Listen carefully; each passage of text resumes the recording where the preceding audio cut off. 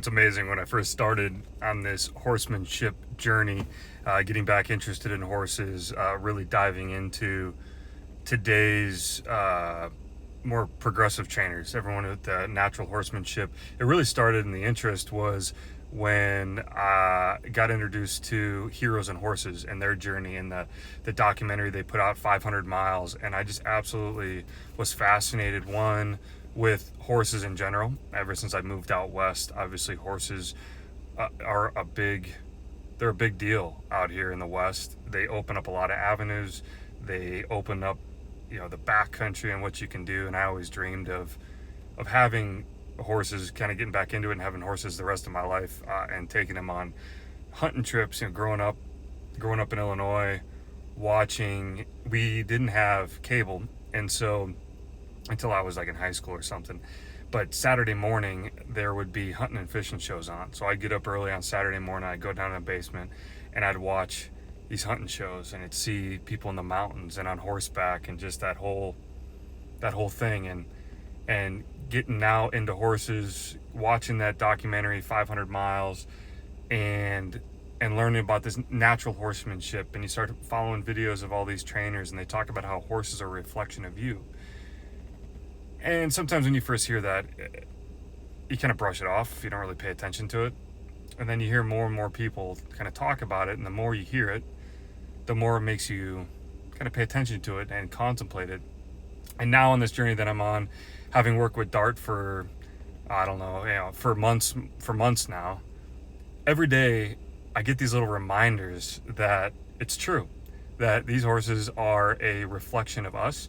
And it's one of those things where maybe there's stuff that has happened in our lives. I know there's things that have happened with me, things that I've been maybe critical of myself for, but then you start working with these horses, and it's like looking in a mirror. It is insane.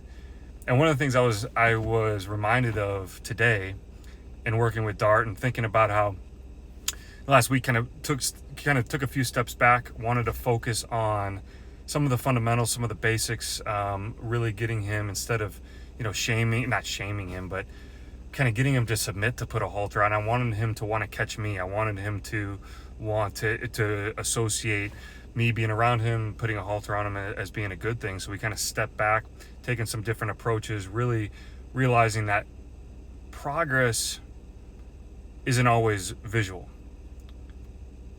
Progress isn't always, like, I kind of approach this the way a normal human, at least my human brain works, is that if I say we're going through the alphabet, I end up on a letter. Well, I expect that, the next time, our next session, we're going to start at that letter and then progress from there. We're not going to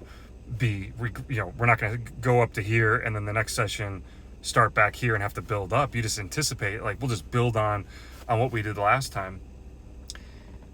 And then throughout this week and then today, I was reminded that incremental change in the long run is what we need. There's times where, say it's my fitness, say it's business journey, that we think that we have to make these huge strides. We have to make huge leaps in order to feel like we're progressing, to visually see, God, these just like huge growth.